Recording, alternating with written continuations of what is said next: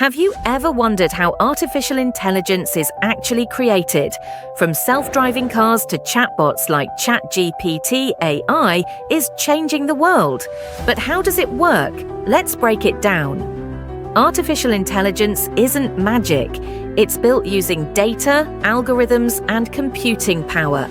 Today, we'll take you behind the scenes and explain how AI is created from scratch. Step 1. Data collection. AI learns from massive amounts of data. For example, a chatbot is trained on billions of text conversations to understand human language. Step 2. Choosing the algorithm. Machine learning algorithms, like neural networks, help AI recognize patterns and make predictions. Step 3. Training the AI model. The AI is fed data and taught to improve its accuracy through trial and error. This is called training. Step 4. Testing and improving.